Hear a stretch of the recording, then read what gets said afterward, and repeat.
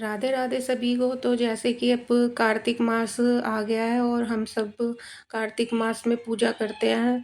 आप भी कर रहे होंगे, तो मैं भी इसी तरह पूजा करती हूँ। सुबह नहा वहा के सूरज निकलने से पहले नहा लेते हैं कार्तिक मास में। वैसे चाहे हम थोड़ी लेट भी हो जाएं, लेकिन कार्तिक मास की विशेषता यही होती है कि इसमें हमें सूरज निकलने से पहले उठ के नहाना होता है और तुलसी माता की पूजा करनी होती है और दीपदान करना होता है। तो जो भी आपसे हो सके वो ज़रूर करना चाहिए।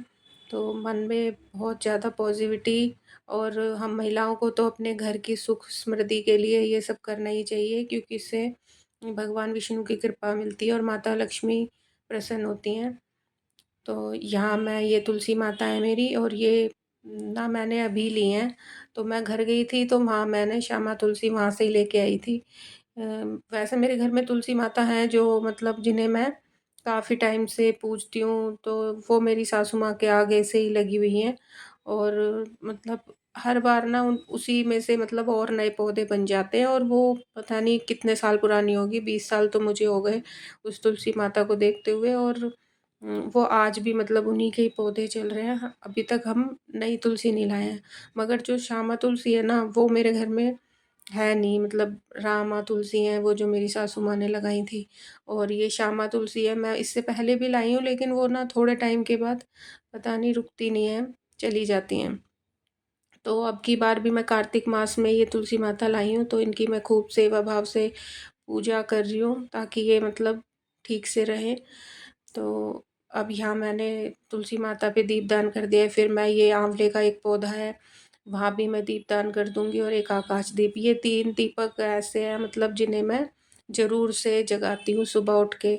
और बस इतनी ये पूजा करने के बाद ना फिर मैं अब अपने लड्डू गोपाल जी को जगाऊँगी, और फिर उन्हें स्नान वगैरह करा के बाकी पूजा मैं अब मंदिर की शुरू करूँगी। तो अभी ना आजकल बच्चों के लिए जल्दी नाश्ता वगैरह बनाना पड़ता है, तो पूजा पाठ ना थोड़ा मतलब इतना करने के बाद फिर मैं शुरू करती हूँ उनका नाश्ता वगैरह बनाने के बाद।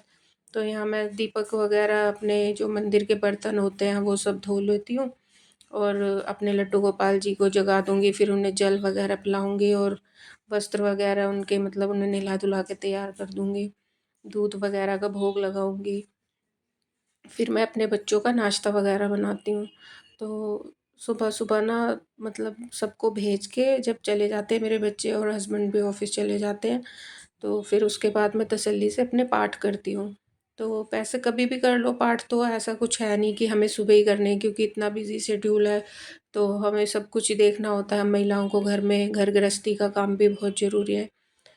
तो ये फ्रेंड्स मेरा पहला व्लॉग है जो मैं आपके साथ शेयर कर रही हूँ। अगर आपको इसमें कुछ भी अच्छा लगे तो एक लाइक ज़रूर करना, और चैनल को सब्सक्राइब करना।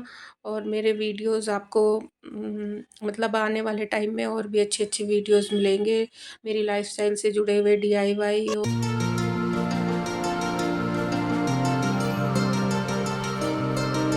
तो एक बार ना मंदिर को ऐसे पोंछ लेना चाहिए कपड़े से साफ़ करके, और मंदिर में अच्छे से डस्टिंग वगैरह करने के बाद फिर मैं पूजा कर लेती हूँ, और उसके बाद फिर मैं नाश्ता वगैरह बनाने जाऊँगी और बच्चों को स्कूल भेजूँगी। फिर हस्बैंड भी ऑफ़िस चले जाएँगे, और जो थोड़े बहुत मुझे पाठ वगैरह करने होंगे जैसे विष्णु सहस्त्रनाम वगैरह, तो उन सबको भी मैं अभी कर लूँगी इसी समय। उसके बाद फिर दिन इतना छोटा है ना, सारा दिन घर के कामों में ही निकल जाता है। तो पूजा पाठ जो सुबह हो जाती है ना, और तसल्ली से फिर एक बार, तो मन बड़ा शांत रहता है। और तो अभी ना कार्तिक मास में गोपाष्टमी पे मेरे मतलब गोपाल जी हैं ना, जो ये इनका नाम गोपू है। मैंने इनका नाम गोपू रखा है क्योंकि ये गोपाष्टमी पे ही आए थे ना, तो मैंने इनका नाम गोपू रख दिया। और अब ये 2 वर्ष, अब ना इनका बर्थडे आने वाला है और ये 2 वर्ष के हो जाएंगे। और ना मैं बताऊंगी आपको कभी किसी और व्लॉग में कि कैसे आए मेरे गोपा जी, मतलब गोपू कैसे आए मेरे पास।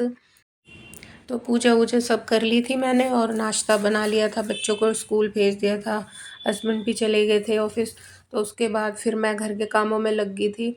और आजकल दिवाली की साफ़-सफ़ाई चल रही है, तो ये गद्दे के कवर ना मैं धो के चली गई थी जब घर गई थी 1 दिन के लिए। और फिर ये ना चढ़ा ही नहीं पाई मैं, तो इन्हें मैंने आज चढ़ा दिया है अच्छे से। और फिर अब ये ना मनी प्लांट था मेरा और ये सारा ना ऐसे हो रहा था ख़राब सा, तो इसे मैंने काट-छाँट के सही कर दिया है और अब ना इसे मैंने अंदर ही रख लिया है। पहले ये यहाँ रखा हुआ था, क्या कहते हैं इसमें, बालकनी में। तो अब इसे ना थोड़ी दिवाली पे अच्छी डेकोरेशन सी हो जाती है, थोड़े से पौधे-वौधे अंदर रख लेते हैं ना और थोड़ी जगह भी चेंज हो जाती है, तो इसे धो-वो के ना मैंने अच्छे से काट-छाँट के रख लिया था और बहुत ही अच्छा लग रहा था। मतलब ये यहाँ रखा हुआ और एक अलग-सा मतलब बन जाता है यहाँ पे, ग्रीनरी ऐड हो जाती है ना, तो घर की लुक ही चेंज हो जाती है। तो पौधे तो अच्छे ही लगते हैं घर में रखे हुए। और फ्रेंड्स, अगर आपको वीडियो पसंद आ रहा हो तो इसको लाइक ज़रूर करना और मुझे मोटिवेट करना। तो मिलते हूँ मैं आपसे अपने नेक्स्ट व्लॉग में।